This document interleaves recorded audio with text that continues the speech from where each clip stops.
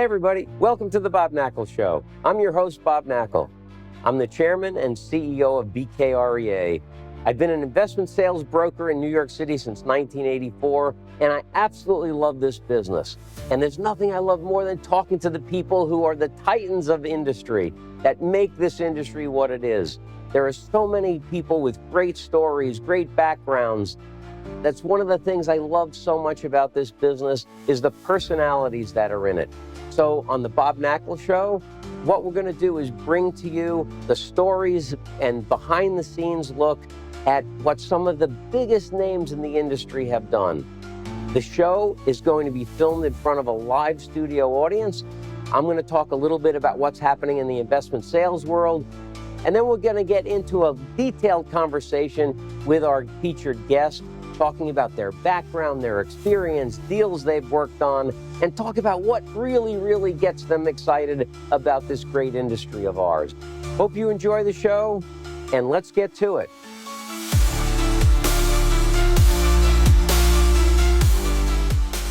The Bob Knakal Show is presented by our friends at Crexi, the most powerful platform on which to prospect, evaluate, connect, and close any commercial real estate transaction.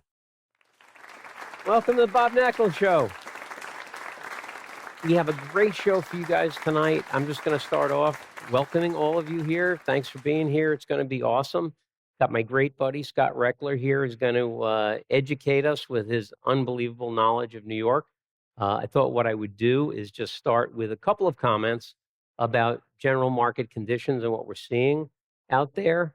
You know, I was on CNBC with my buddy Brian Sullivan back at the beginning of February, and I said something that was a little bit controversial and caught a lot of attention. I said that in 2025, we were going to have the biggest sell-off in the history of New York City.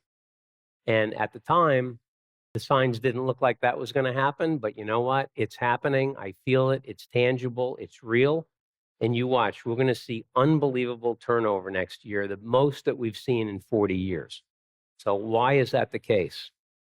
Well, I've seen 4 different corrections in the market before the one we're presently in. And this one is very different from the past 4. And the past 4 being the S&L crisis in the early 90s, the recession in the early 2000s, the GFC, and then what I refer to as the Great Slog, which started in October of 2015 and ended in April of 21. And for those 4 corrections, all product types were losing value just to different degrees. And what we're seeing now is that different product types are performing differently. So I would argue that today, retail is a very strong sector. It's generally perceived that retail rents have stopped going down, leasing activity is picking up, investor demand is back. And investor demand for retail has been back for about 4 or 5 years now, 4 or 5 months now. I would argue that the industrial sector is doing really well in New York. The hotel sector's on fire. We have 120,000 hotel rooms in New York City. 30,000 of them are no longer hotel rooms because 14,000 have been converted to student housing and other uses. 16,000 have been occupied by migrants, and the city's cracking down on Airbnb. So what's the result of that? ADRs are way up, occupancies are way up, and the hotel market is thriving. In the multifamily sector and the B and C office sector, which we have to differentiate B and C office from new construction and Class A office, because new construction and Class A office is doing relatively well. And Scott can talk a lot more about that. But what we're seeing for the most part with B and C office and multifamily, refinance risk is huge. Most refis are requiring 25 to 35% of fresh equity in those deals. Folks either don't have it or are choosing not to put that fresh capital into a building that they're very concerned about what the future of that building looks like, especially with rates about double where they were in terms of where you're going to be borrowing. So this has created a circumstance that we haven't seen before. And that circumstance is that there is tremendous pent-up demand to sell property in New York. And using Manhattan as a microcosm, south of 96th Street on the east side and 110th Street on the west side, there are 27,649 buildings. The average turnover of that stock of buildings over 40 years has been 2.6%. And interestingly, it's been 2.6% at the end of the 80s, at the end of the 90s, at the end of the noughts, and at the end of the last decade. Consistently, it's been 2.6%. We have been below trend turnover for 6 years in a row now. That has never happened. Even during the S&L crisis, we were only below trend for 4 years. So there's pent-up demand to sell. So look at these sectors that are doing well. The retail sector, the industrial sector, the hotel sector. Pent-up demand is going to induce a host of discretionary sellers who are going to decide to sell because property values are better. They've wanted to sell but haven't been able to. Now's the time. So in 2025, we're going to have a robust group of discretionary sellers that are taking advantage of market conditions. At the same time, because of the refinance issue and the challenges that we've seen based on the 2019 rent law changes, HSTPA, devastating to the industry. Residential multifamily rent stabilized values are down by 2/3 from where they were. Similarly, we're seeing 45, 55, 60% reductions in the value of B and C office. And so in those sectors, we're going to have a robust group of non-discretionary sellers who are going to sell because they have no choice. Never seen this in 40 years. Never seen a time. Usually in good times, you have a lot of discretionary sellers that are selling to take advantage of the market. And in bad times, you have a lot of non-discretionary sellers who have no choice. We're going to have both of those engines running at full speed at the same time. So if you look at, again, that 2.6% average turnover we've had in Manhattan, the lowest it ever was 1.2% in 2009. The highest it ever was 4.3% in 2012 as people were rushing to sell to beat the 3.8% capital gains tax increase that was embedded in the healthcare law that was going to kick in 2013. But I believe next year turnover is going to be at least 5%. Could be 6%. And that is something we've never seen before. And I think that if you look at what's happening in the market today, after the first quarter of this year, the market was essentially flat from last year. If we now look at and annualize the first 3 quarters of the year, the market's on pace to be 60% higher in terms of the volume of sales. And I think by the end of the year, we're going to be cooking on all cylinders. And I have to thank my team members at BKREA. You guys working so hard, doing such a great job. We are doing BOVs left and right. We're turning around BOVs in 48 hours, sometimes 24 hours. Sorry. But we're doing a ton of BOVs, getting a lot of listings. And I'm really proud of the work that the team has done so far. We're 6 months old now. We've closed a couple of deals, have a big development site under contract, and we have 25 exclusives now for about $1.5 billion worth of stuff. And I think that's just the tip of the iceberg. So in terms of timing to start a new firm, I couldn't be more excited about the timing. Next year is going to be off the charts. If you are a broker, if you're an attorney, if you're a title closer, if you're anybody who benefits from volume, next year is going to be great. Put your space helmet on. It's going to be unbelievable. So with that as kind of the backdrop of where we are, I'd like to call up my great friend, the chairman and CEO of RXR and titan of New York real estate, Scott Rechler.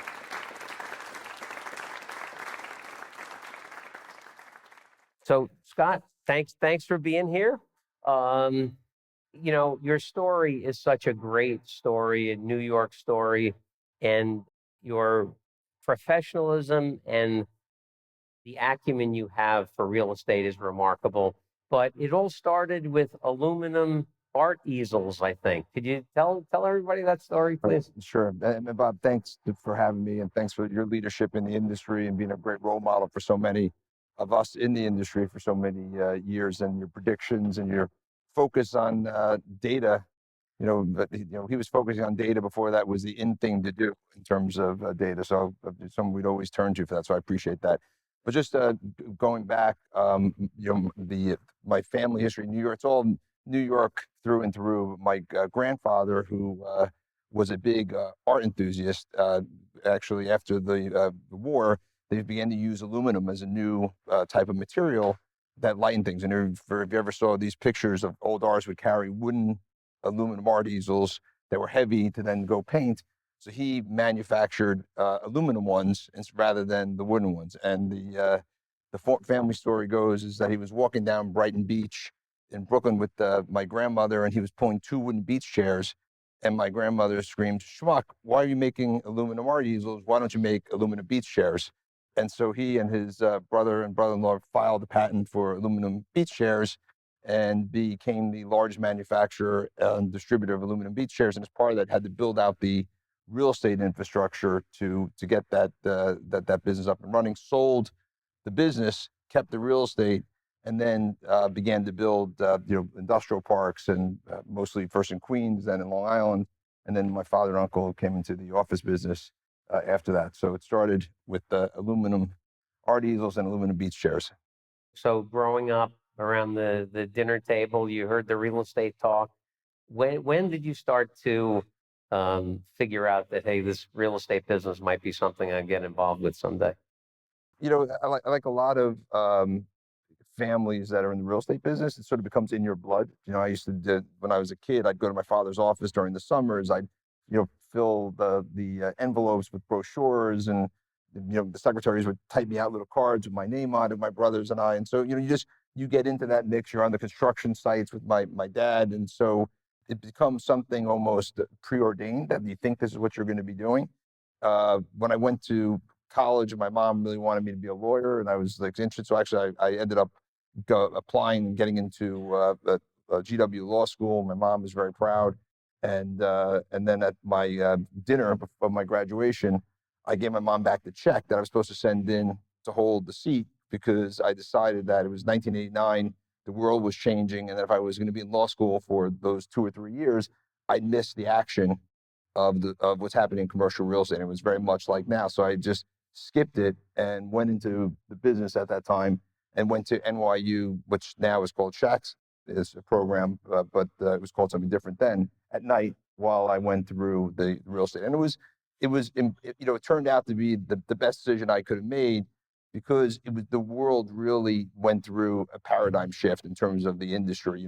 Back in the 80s, it was very driven by local relationships, much more parochial. You knew the landowner, you had the same bankers, you had, every broker you knew was personal. There was no institutionalization. And coming out of that, there was this whole new institutionalization of real estate. And so bringing a fresh perspective and being able to be part of that process, and then coming out of that situation where we've had to do some of our own levels of restructuring and seeing others go through that process, led to us taking my family business public in 1995.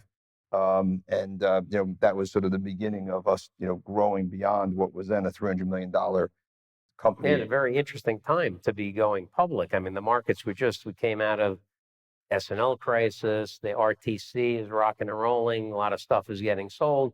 Really good traction is starting in 1994. So by 95, the market is taking off. That was a perfect time to go. Well, to your earlier point about where you see inflection points in markets, right? And that was the period. And when you were talking, you're saying this is different than any of other downturns we've lived through. I was going to, suggest that this is probably a little bit more like the early 90s, which that you had to go through this process of this sort of resetting of values, also resetting of expectations, right? That everyone had to get through the 5 stages of grief, that they thought something was worth this and now it's worth that. And then eventually when they got to acceptance, they began to start trading. And also the people that had suffered weren't going to wait anymore. They wanted to sell, right? They didn't want to, they thought they had something that's worth more. It wasn't, they want to move on. So we became very acquisitive and started to buy initially other family businesses throughout the whole New York metro area that enabled us to have a footprint in Westchester, New Jersey, Connecticut, and eventually Manhattan, from which we then did a whole series of value-added and opportunistic type of investing in office and logistics to start with. Yeah, so Scott, you're a family business. You probably ran like a family business. Now you're a public company all of a sudden. That must have been quite a change from a family business orientation. Yeah, it was a change, and I think an important change. And actually, some of you saw me when I spoke at a event of my son that NYU and the Columbia had co-hosted. We were talking about generational real estate, and The advantage of the going public was it actually put in a set of governance for us as a family that would have been harder to do with the social issues of being a family. And so it was difficult to get everyone around the concept of going public.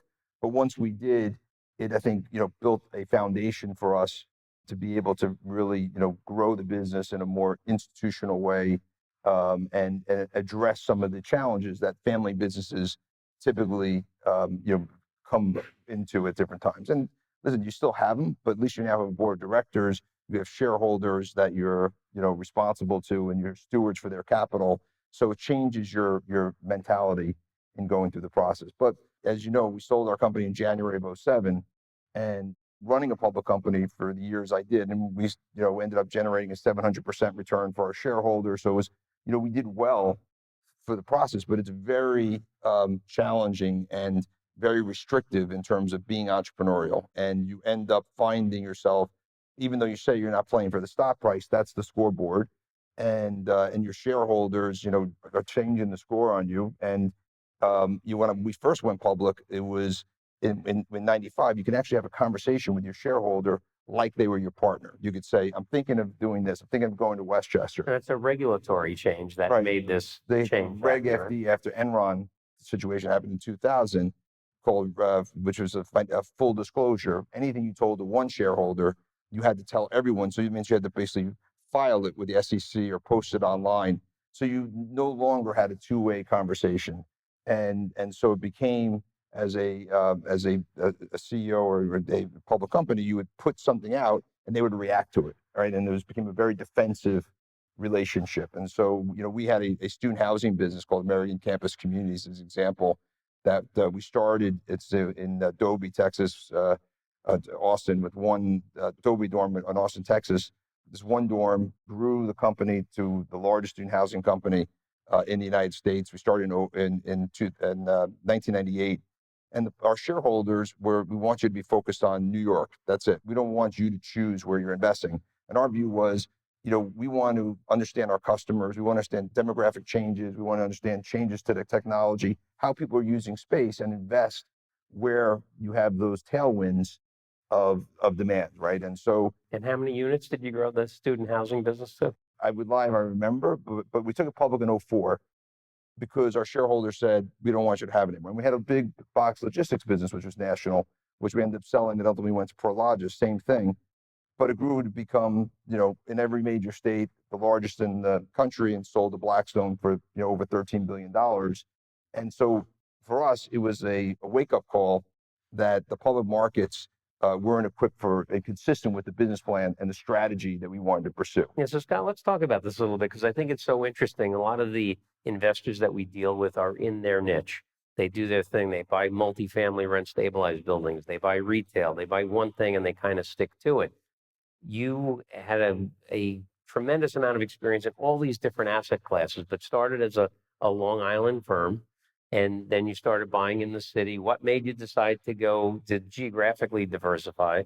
And then talk about the product diversification also, because I think it's really interesting that you have so successfully gotten into all these different asset classes, different businesses, and successfully ran them, sold them. To talk about that perspective on diversification, which is something that, investment theory tells us diversification is a good thing. So kudos for having done that. Right. So just maybe a little perspective. So when we went public, we were a $300 million company, had office and industrial on Long Island. When we sold, we were a $6.5 billion company. 70% of our revenue came from New York City office buildings. We started RXR the same day. Today we have over $20 billion of assets, and we're in multifamily, office, infrastructure, structured finance, logistics, and we're in beyond New York. We're also in Phoenix, Denver, Dallas, Tampa, Raleigh, North Carolina, to name some of the places we're investing. And really for us, we think about our company and our approach as not just being a builder of buildings, but being a builder of businesses that have a competitive advantage. And the perspective we take is trying to be very strategic of where we think things are going. Where do we see demand drivers Where do we see changes geopolitically? Where do we see the economy going? And the tool that we use is every year we write a white paper, and we've been doing this now for almost 20 years. And that's, I think, one of the reasons we sold our company in 2007 is that we drown out the noise. At least that's the objective of everything else that's going on in the market. So we just try to like get into our own bubble and try to think about what are we seeing out there. And we talk to a lot of different CEOs, a lot of people in the industry, a lot of our customers, politically, big mega trends that might be out there and technology that might be changing things. And we lay out a view as to where we think the economy is going and how it's going to impact our strategy, our customers, our business plan, and what we would do to adjust that. And sometimes it's fairly dramatic, and sometimes there's nuances, but it gives us conviction to be willing to go take bets ahead of where the market might be in terms of the general perspective, be contrarian in that context. It also gives us discipline, which is something critical because we see a lot of interesting deals come in. You can easily become a deal junkie, but it gives us discipline that if it's not consistent with what's in our white paper, we quickly set it aside so we don't waste time on it and the opportunity cost of that time. And it also gives us an ability to actively reflect and recalibrate for what is the reality, right? We thought this was going to happen. We go back and read what we thought was going to happen. If it's not happening, we shouldn't just be on automatic pilot. We should take a step back and adjust and reflect about what we might need to change. Yeah, it's interesting context. because what I was going to ask you as a follow-up is, do you make the strategic decision that, X is a great business to be in, let's get into that business, let's figure out how to get into it, or is it deal-driven? You're presented an opportunity and it looks intriguing and maybe it's something you haven't done before. Does the deal sometimes pull you that way, or is it more strategic and saying, hey, we should go in that direction with that kind of product type and let's figure out how to build a business to infiltrate that sector of the market? It's definitely strategic based, but influenced by the transaction activity that we see in the marketplace and the conversations that we have about that, right? So it's not in a vacuum. That's part of what you really want to try to do in an organization with 450 people, is to try to create a feedback loop where we get to hear from all of our different team members what they may be seeing on the ground, right? Things that they've seen that they believe might have an impact on the business, so that we can incorporate that into our thinking. And then, sometimes we'll actually lay out a strategy, but the deals don't cooperate with the strategy. So we could be sitting there 2 years waiting to execute on something, but it hasn't manifested itself. And it gives us the ability with our institutional investors to communicate with them what we're thinking about, what we plan on doing, where we see the world. Many times when we laid some of these ideas out, they think we're crazy, that they would never, be making those type of investments.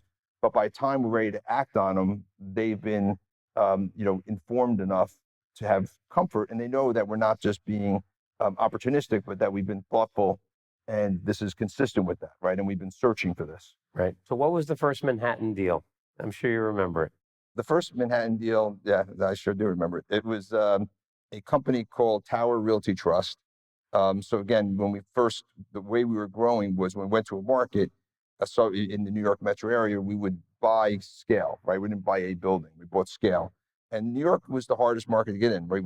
By 98, we were in all the other markets, but New York, as an outsider, is very difficult to get in. And fortunately, there was this company that just had gone public. It was sort of a maker REIT, they used to call them at the time. They sort of did a lot of acquisitions, enough to get scale, and then went public. And Morgan Stanley and a few other institutional investors were on the board and lost confidence in the management team, and it became very dysfunctional. So we went in and made a deal to buy the public company. The issue that we had, again, was that it was much bigger than we could have handled on our balance sheet alone. And it had assets in Florida and Arizona. And so for us to buy it, it would be inconsistent with what our shareholders want us to do based on what I said earlier and the scale. So we actually brought in Richard Rainwater and Crescent, which was a big investor that had properties in those areas. And they came in to buy the company with us. And they were going to take Florida and Arizona, and we were going to keep the New York City assets. And actually the Class B assets, we cut a deal with SL Green before. It was actually the first time I met Mark Holliday, because it's like his first day on the job, to buy our Class B assets, and we were keeping the Class A assets. So we bought it up. We're buying the company to break it up into pieces. The challenge is, everything in real estate, is that we had the Russian bond crisis, if you remember, in 1999, that basically roiled the whole markets, right? Everything sort of stopped. And so now we have this gigantic commitment to buy this public company for billions of dollars, and our stock price is tanked. The capital markets aren't open. We can't get debt. And then the worst thing happened, which is that Crescent said, we're not going forward anymore. And so they left us at the altar. And at the time, what we had with them was that we were joint and several on the contract. So in theory, they had to put up their half of the money. But in reality, if they're not going to put up half their money, we'd have to go sue them to go get their money. So it was a very stressful number of months and renegotiations, and ultimately. Yeah, so what happened? How did you get out of that pickle? A lot of whiteboarding, and ultimately what we found was some negotiating leverage in a tax issue that existed in the company that became a material enough diligence item to at least throw a grenade in the middle of the table and blow it up a little bit and get everyone to sort of regroup, and then got Crescent to come put some money into the mix, and got the company to restructure the deal, and then sold off the other assets out in New York and got it closed. So. And that was our first deal. And then we did 919 third, and then sort of off to the races from there. And that was a tumultuous time, because not only did you have the Russian credit crisis, soon to follow the dot-com bubble burst, and Enron, 9/11, that was the broader recession nationwide. So that was a really challenging time to start getting into the biggest market in the world. But the 919 trade, that was a big one for the city. I remember that. Yeah. Reading about that. Can you tell us a little bit about that transaction? Yeah, that transaction was, again, and going back to the early 90s, a lot of transactions were done for tax reasons, and this was one of those buildings. So the owners had very low tax basis, and so it was very difficult to trade the assets. So as a public company and a REIT, we were able to create a tax efficient structure to protect their position in doing it. And interestingly, again, being a public company, half this building was going dark, right? Because the largest tenant was leaving, the law firm, and so we buy the building, and our share price goes down. And I remember, trying to figure how am I going to explain this, because real estate doesn't move the speed of what public markets want to move, right? There's not a quarterly adjustment when the tenant leaves that you can go do this. So we called all of the research analysts to a breakfast at the Four Seasons Hotel, and I gave them a report card, and I said, okay, if this report card plays out, would you give this transaction A?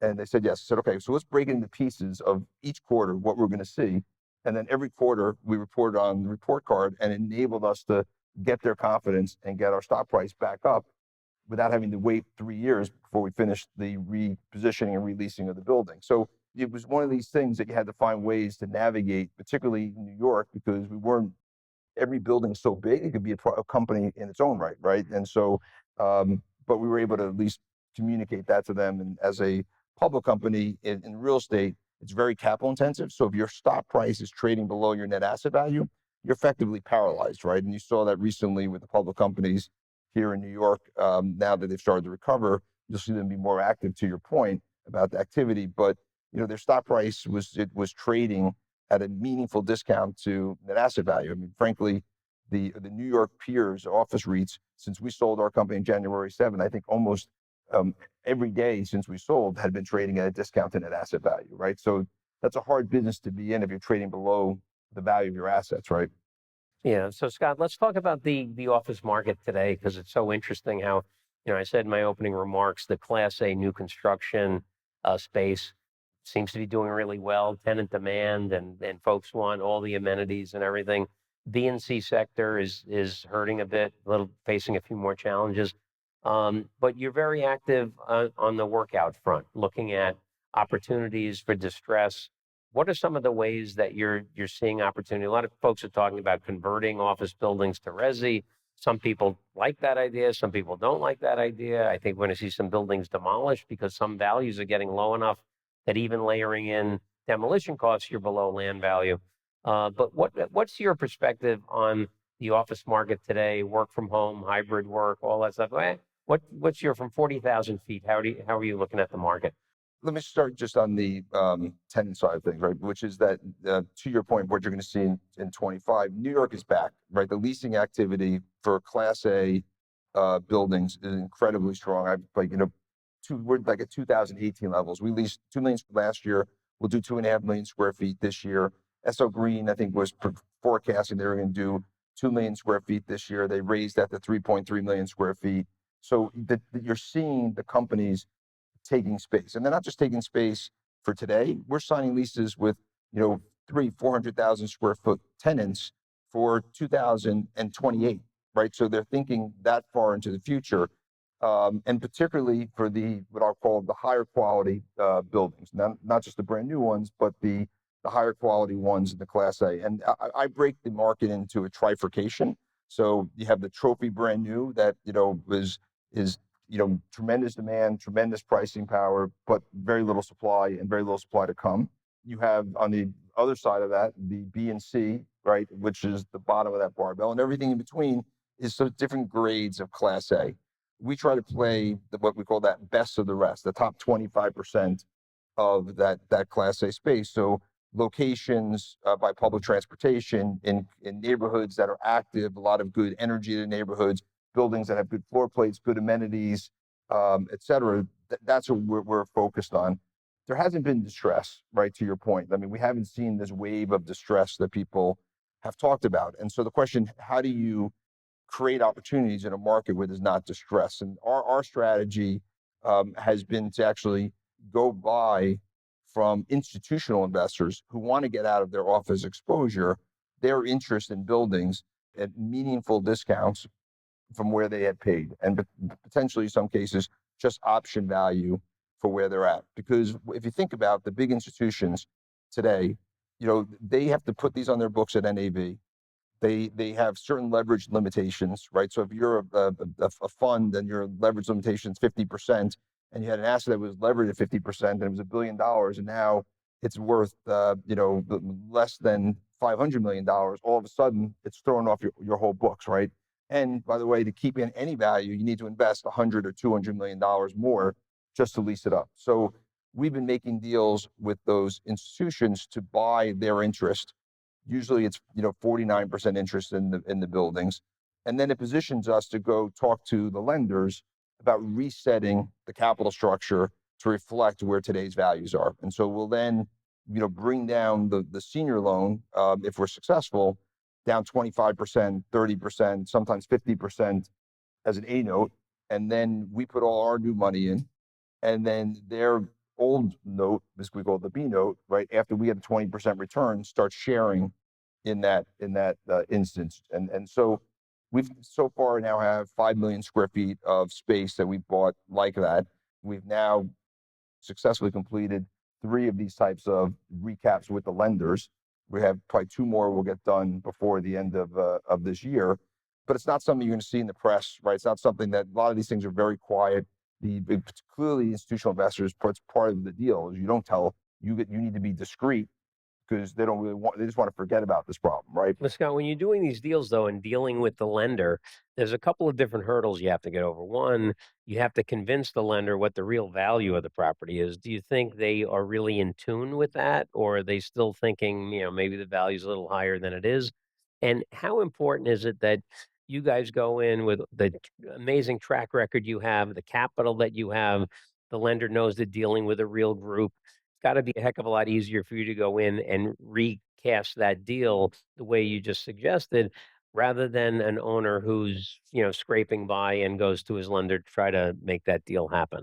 I think to your point, a couple of things, right? One, you need to have the capital, right? They have to have confidence that you have the capital to do this, because you're making a commitment. Usually these checks start at $100 million, could be $200, $300, $400 million, depending on the size of the investment that you need to put in for TI, leasing commission, sometimes paying down the remaining piece of the loan to right size as part of that negotiation. And you need to have the capabilities, right? So you have to have the capital, and they have to believe you're going to increase the value of their collateral by leasing the building and positioning it in a better place. So we're fortunate that we have those two ingredients and been able to validate this. We're only doing this with buildings that we have confidence that there's tenant demand on. And so far we've had no issues leasing the buildings that we've been doing these transactions with. And in terms of their sense of value, most of them have BOVs. They don't want appraisals because they get appraisal, they got to mark their books, right? It's a very constructive conversation.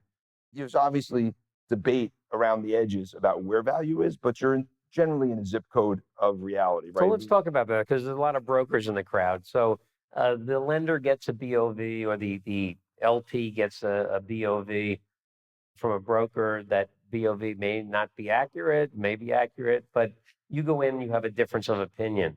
Do you go in, you're actually picking apart the BOV to try to convince the counterparty what the reality is economically? Do you go in with your own models? How much selling or convincing do you have to do to get that transaction done? I find the best way to do these things is to be very transparent. And what I lay out is, here's how we view our metrics that we need to believe to say it's worth making this investment. So if we're buying an office building today, no one really knows what the reversion value is going to be when we sell it, when we're done, right? 3 to 5 years from now. But we target, depending on the building, somewhere between a stabilized cap rate NOI of 7 to 8%, closer to 8 than 7. And we say with that should give us enough margin that as New York recovers over 5 years, that cap rates will recover. Like, when we sold our public company, we sold it for a 3.7% cap rate. When we sold the big portfolio to Blackstone, $4.5 billion, it was like a 4.3% cap rate in 2014. So cap rates will come in. I don't know where they're going to come to, but if I know that I've stabilized at close to an 8, I know I got room for that to happen. The good news is the lenders and everyone else also has no idea where cap rates are going to be and can't say with any conviction it's going to be better in that mix. So we're all guessing, right? And that's, the part of the game. Then obviously leasing, we're able to really share models as to where that is. And then it's just a question of math. And then, where the splits are going to be, what's the sharing going to be. We're pretty upfront of what type of returns we need to achieve to be able to do this. And then a little bit of the art is, what's your price per pound? What's the price per foot? How do you feel about that, in terms of the situation? And sometimes size, we don't do small deals, but some of these deals are too large, right? I mean, that's another impediment, which is, in New York, are we going to come back to a day where we're going to be able to sell a building for $2 billion, right? We bought them before, but is there going to be enough investor appetite to be able to do that in the future? So you got to think about that in the context as well. So it's a lot of give and take and a lot of transparency from us all along the way. And I would say the biggest challenge I find to date is that you deal with the lead lender, but then for them to get their co-lenders on board becomes challenging. And there's typically one co-lender. Right, because most of these loans are syndicated, a lot of participants on them. And then what you have is, one co-lender has an issue, and then you're going back and forth and trying to address it, and that becomes a challenge. We haven't done one with the CMBS yet, so we're going to start one. So it'll be interesting to see how that plays itself out in the context of things, and that would be, different. And now that we've done a few, it's easy to actually, people, when you say to a lender, here's what I did with X bank, here's what I did with Y bank, and you show it to them, it's easier for them to sell it internally, easy for them to get the head around that this is, a market deal. And do you find the perception that we have of these larger institutional deals, and one of the big differences, I mentioned earlier, a big difference between this correction and past corrections is that different product sectors are moving differently. The other really tangible difference is that lender behavior today is very, very different. Where, go back to the S&L crisis, banks went through the 2 or 3 year foreclosure process, took title, hired brokers, sold them. The early 2000s, GFC, lenders didn't want to go through that foreclosure process, hired brokers to sell the debt. We were selling a few loans when Silicon Valley Bank went down, and they were immediately pulled from the market. It was as if every lender said, uh-oh, we don't want anybody looking at what we have on our books. Let's just do this quietly. And so I think that the way lenders have been behaving in this cycle has been very, very different.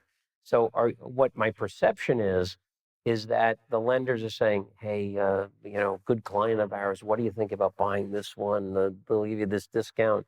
And they're being done kind of covertly without being openly on the big market.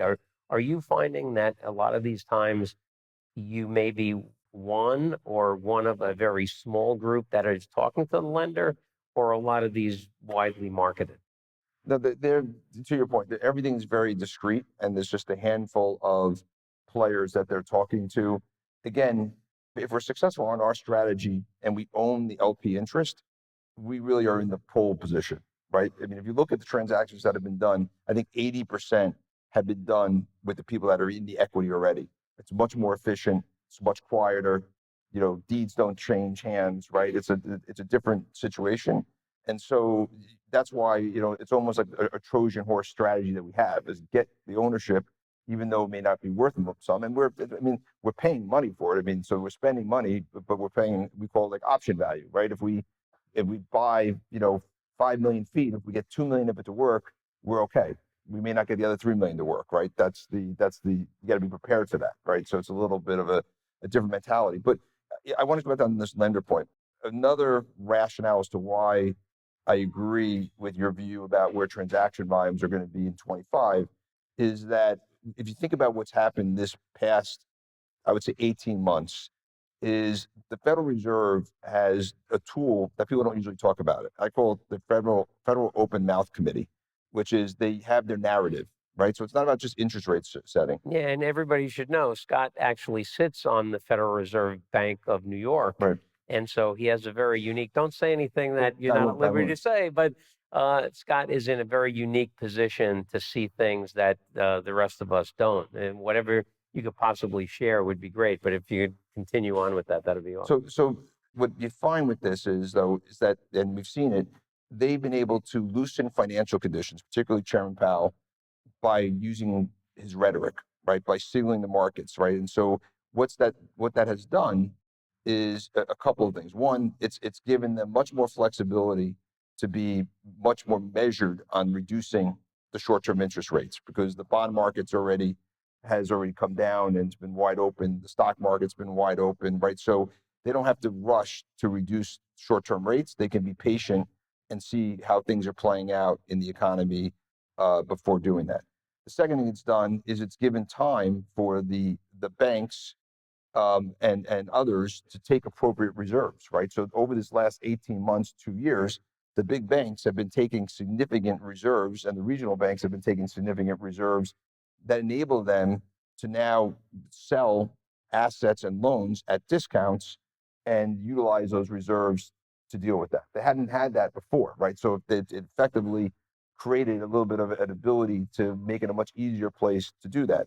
And the third thing that's happened is capital formation has set itself in motion to be prepared to come out and sort of have some transparency where values are going to be, start seeing some transactions, and then being able to act on it, and which we've seen on the multifamily side outside of New York with the big trades like Blackstone's done, KKR has done. We've been active in that world, or the non-bank lenders, which have raised extraordinary amounts of capital. That's been we'll do $1 billion of loans ourselves this year, and probably $2 billion next year of loans. And I'm just talking the subordinate pieces of loans, not even whole loans. It's those numbers. So that's it's like $3 billion of total loans, and that's just RXR, right? So imagine like what Apollo is doing, all these big firms. So it's created capital formation that's going to now, as we get into 25, people are going to set pricing right. People can take losses. Capital's there to fund it, and that will get this whole thing rolling in the mix there. The other thing is, because of what I said about patience on rates, again, this is Scott Rechler, personal belief speaking, not anything with the Federal Reserve. I believe they're going to be much more patient than the markets anticipate. And so we're not going to see, I think, a new normal of interest rates going down real low. It's going to be, that was sort of like abnormal. New normal is going to be what was, where the 10 years is going to be about where it is today. And so the people that were in owners that were hoping we're going to see this big, fall in rates, and that's going to bail me out, that's not going to happen either. And so that's going to force the sale. And in, the rest of the country, and I would say even in New York, hard to sell an office building right? But if you have a borrower that has multifamily or logistics or self-storage, there's definitely a market of buyers out there. You may not like the price, but as a lender, you're not going to give them patience anymore because you need to reduce your commercial real estate exposure. So you're going to say, listen, I'm sorry you don't like the price. I'm not extending again. Sell the property. And we just bought a property in Scottsdale, Arizona, multifamily building that sort of came to that point, and it was 25% off of where it was a year ago, and the discount to replacement cost, brand new property, right? So you're starting to see that start to happen because that's where there'll be the greatest level of liquidity available to these lenders to get paid back. Yeah, and Scott, you talked about rates. I think you're spot on that they're not going to get much lower. If you think about over 50 years, the average 10-year treasury is 5.4%. So we're still way below. And actually, the Fed has been doing such a great job of being transparent and telegraphing what's to come that the morning that rates were cut 50 basis points, the 10-year was 362. Rates are cut 50 basis points. The next morning, the 10-year opens at 1074. So it was already built into the market. And I think what has happened is that it had much more of an impact psychologically on the market than in the actual numbers or affecting lending rates or things like that. And that psychology is so important because at the end of the day, folks make decisions based on how they feel. If they feel it's a good time to invest or they feel it's a good time to make that bet, and the psychology is so important, the Fed is starting to help with that. Yeah, and I'd also say one of the things that I've seen historically, that psychology and the way that the business people feel and consumers feel in the fourth quarter has an amplifying effect for the balance of the year. Because think about it, businesses do their business plans, set their budgets, set their capital budgets, right, in that fourth quarter. And if their outlook is positive, that is built into that business plan and they run with it. And if it turns out that maybe it's not as positive as they thought, they don't adjust right away. You're right, you're still running with it. So you end up having a tailwind. And it works the inverse as well, right? If people are negative, it takes longer to spark it. So this fourth quarter feeling, I think, is going to be important. And obviously this year is with the election and the uncertainty around it. I think people wanting to see that resolved one way or another peacefully. I think, when that's done, that will be another sense of relief. But other than that, the tone from business community is very, very positive. The only thing I will say, because I feel it's important, is that we are seeing an extraordinary widening of inequality, right, of haves and have-nots, and interest rates being higher for longer impacts small businesses, impact the lower income segment of the economy much more than the big businesses, right? Big businesses, they've locked in long-term rates already on bonds. They don't have to deal with it. People who own a home, they've locked in 2% mortgages. They don't have to pay the higher rent. Small businesses, are borrowing off lines of credit at 15%. People who have credit cards, 22%.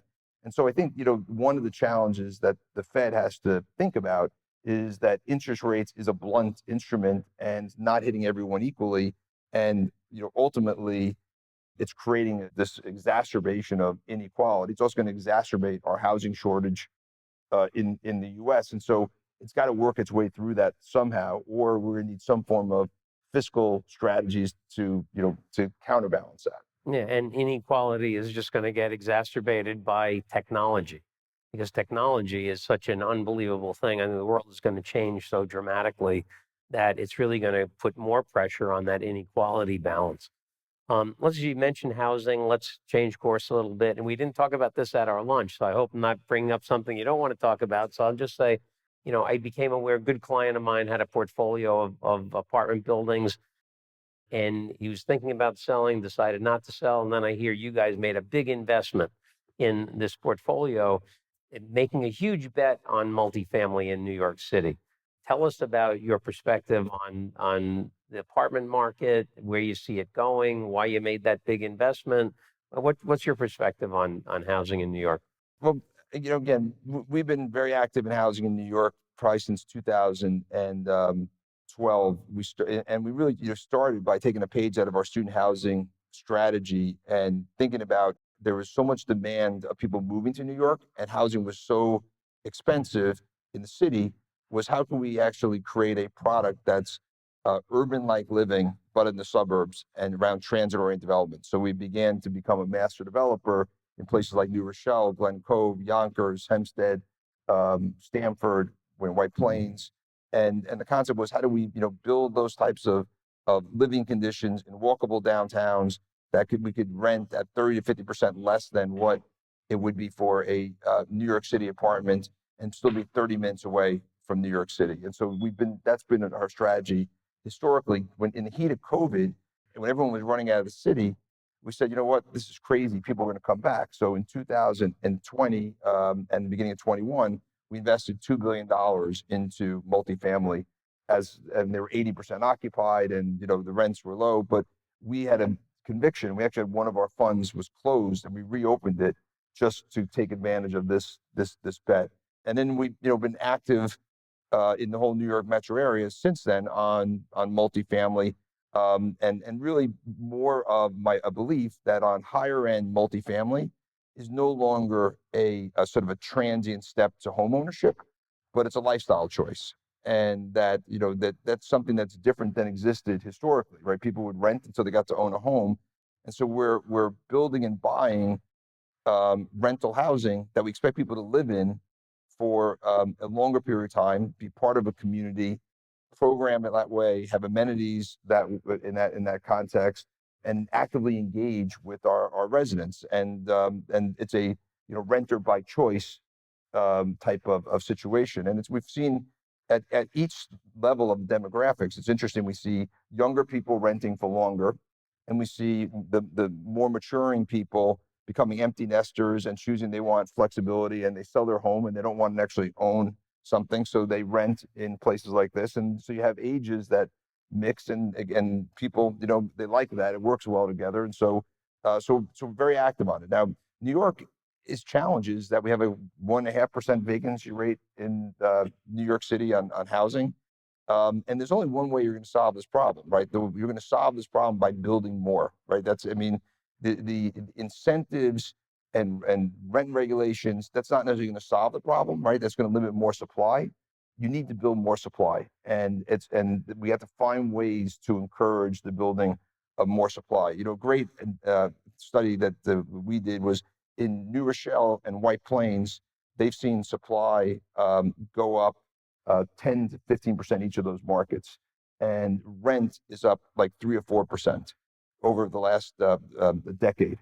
If you go look at Nassau County and Suffolk County, 1% supply, and rents are up like 50%, right? So we're seeing area here, right? It just shows you build supply, and when there's the Minneapolis Fed actually did a study to show any type of supply at any income level actually creates more affordable housing at the low income level, because what happens, people move from one level up to the next, and that then creates vacancy in the other areas, right? So that, to me, is thematically is one of our biggest investment bets, is housing, every type of housing in the country where we see in-migration of people.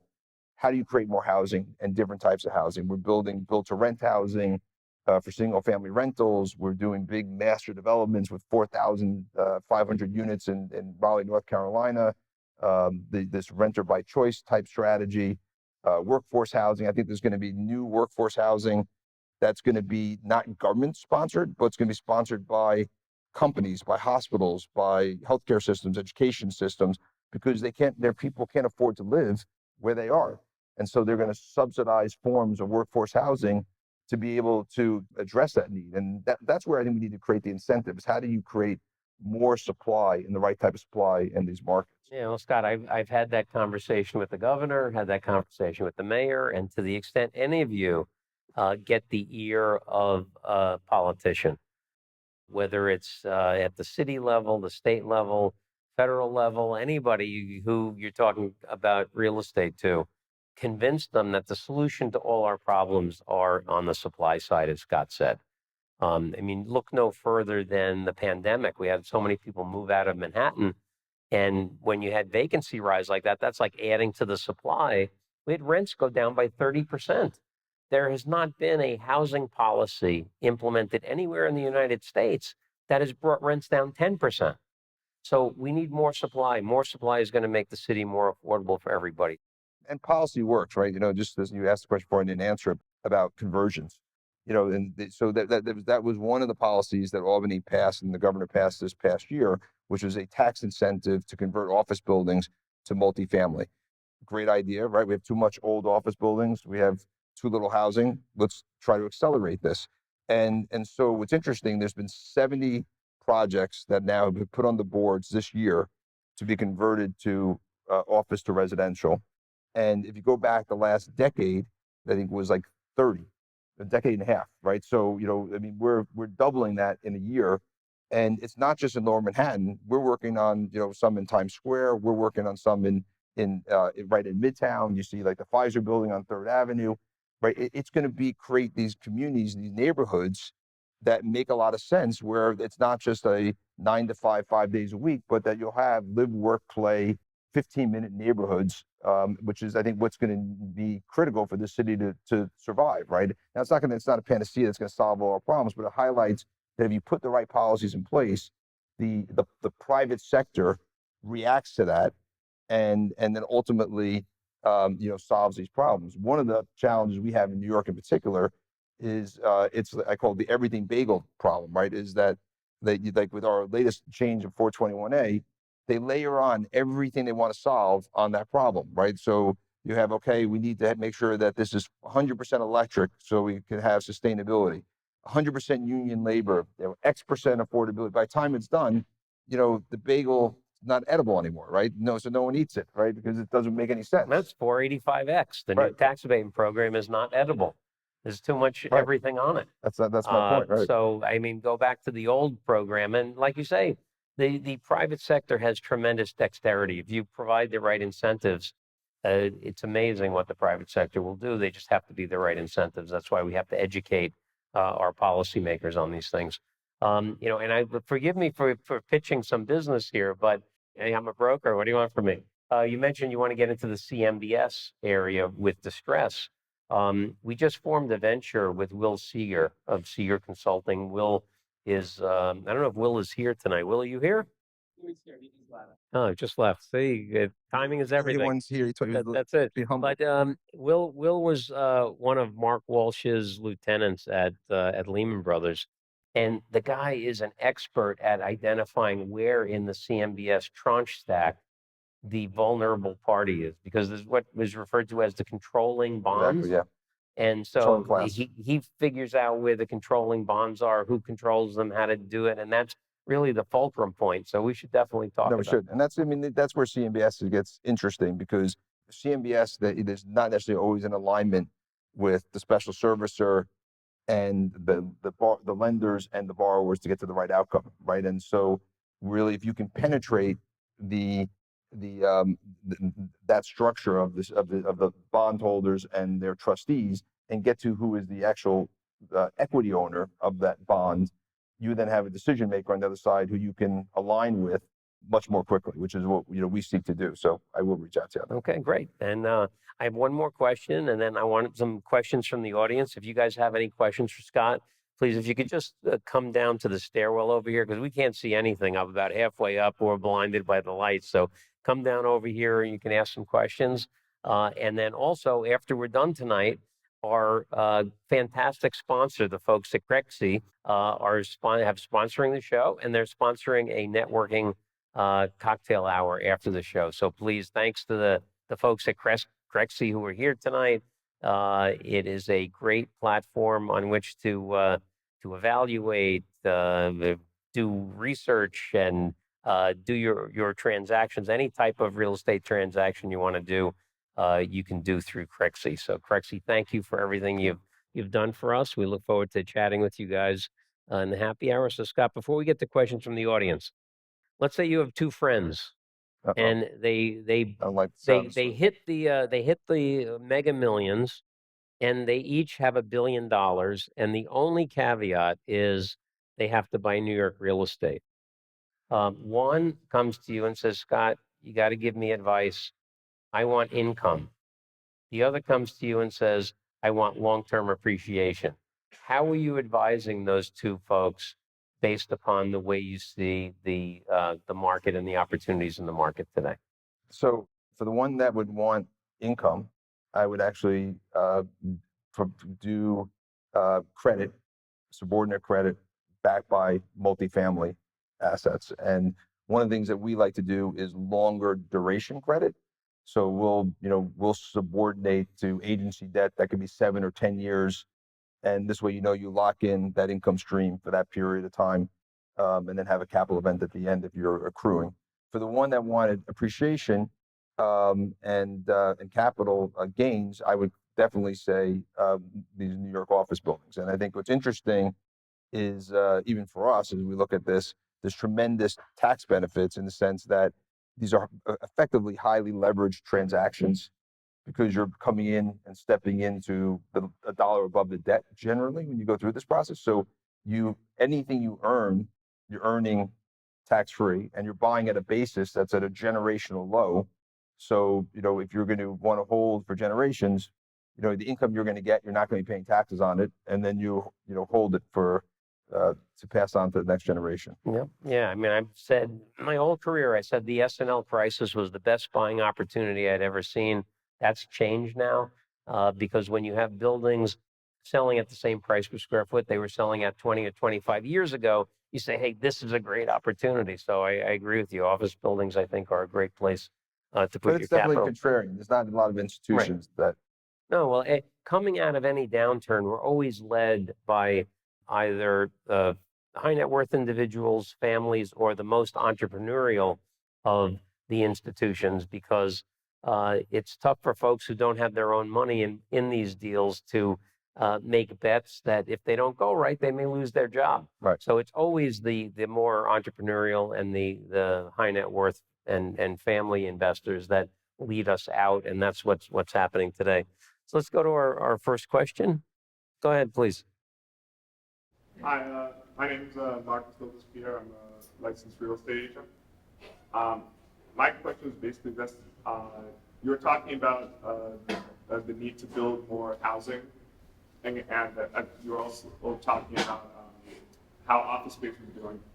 And what do you think about the City of Yes program, allowing for the transition of office space built before 1991 into residential?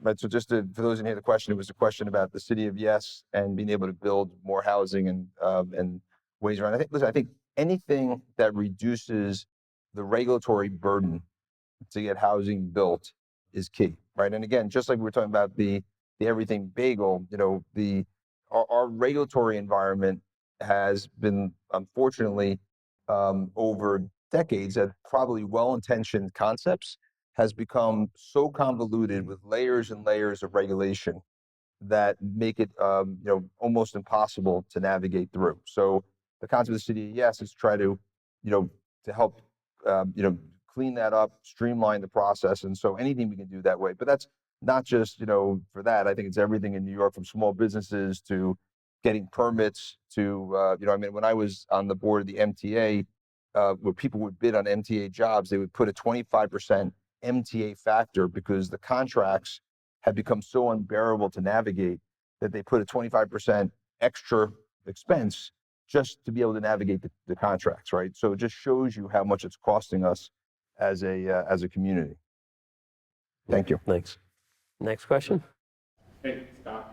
Scott, I was on your leasing team at 360 Huguenot and Sawyer Place. Great. Thank you. So you spoke a little bit about your data strategy. My question to you is, how do you see AI playing a role on decision-making, accelerating investment decision-making, both from like the private sector and the government sector? Because it seems like there's a lot of bottleneck in like the nebulous zoning. So like, how do you see AI helping there, or do you see it? I think AI and generative AI and large language models and all are all things that we as an industry have to embrace. One of our white papers in 2019 was called RXR 2.0, and from that we opened a digital lab with Microsoft and McKinsey and hired at one point we're up to over 40 data scientists and engineers and product development people. And it was all about, what are the use cases for our multifamily properties, for our office properties, and our other assets that we can utilize data more effectively to give us insights to better serve our customer, better operate our buildings, better operate our business. And so it's been something that we're very focused on. And I think more and more tools are becoming available to us, even for things that we're building, where now, for example, we can use predictive analytics to predict whether or not a resident's likely to renew their lease or not renew their lease, right? And we never would have been able to do that historically, but we collect billions of pieces of data from all of our properties and all of our engagements with our customers.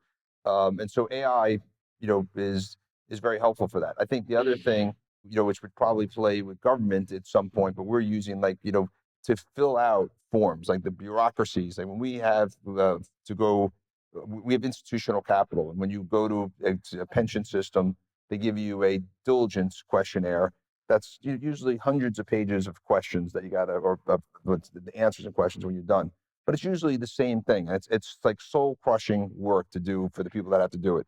We've automated that. So it comes in now, it automatically pulls all the answers, and then all it requires is for our, one of our team members to read it, update a few things, and it's become a process. So I could see that may help streamline some of these things that have been some of the bureaucracy before that didn't exist before. But big believer, and I think also the economy, by the way, going back to the conversation, I think part of the productivity we're seeing and the increase in productivity is driven by AI, robotics, automation that came out and I think accelerated during COVID because there was no choice with robotics. And you saw what happened on our ports with the strike this last month.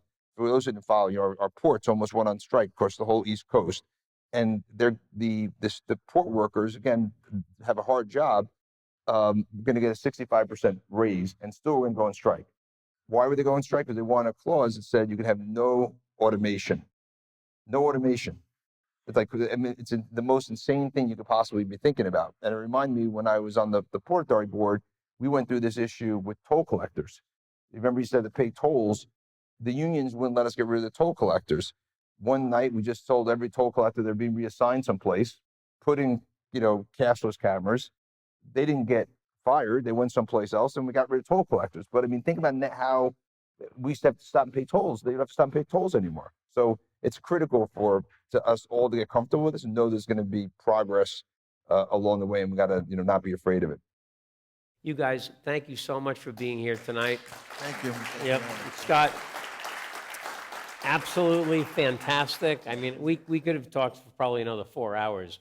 But before we wrap up, I just have to say I was really pleasantly surprised to hear that cooking is one of your passions. Where'd you come up with the affinity for cooking? It's a long story, but I'll try to make it short. My dad, when I was a kid, my parents were divorced when I was young, so he would pick my brother and I up, and we would go to the store. We'd cook all day. His date would usually show up at around 7. We would dress my little brother up in the white tuxedo with a little bow tie. He'd go open the door, pop her open some champagne. We'd serve dinner. We'd go watch a Love Boat, and the rest is history. There you go. Good stuff. Good stuff. All right, you guys. So, special thanks to my team for putting this together. You guys are awesome. Thanks for all your hard work every day. And special thanks to Crexy for sponsoring and for sponsoring the cocktail hour. We'll be hanging out at the cocktail hour. If you have questions, love to meet you guys. Thanks for being here, and we'll send you an announcement about the next one. But Scott, thank you so much for being here. It's great. Thank you all. Good job, Bob. Fun. Hope you enjoyed the show, guys. You don't want to miss the next episode. Please subscribe. And don't forget, there's an opportunity to be in the live studio audience. So follow us on social media, and we'll make announcements about when the next filming is going to take place.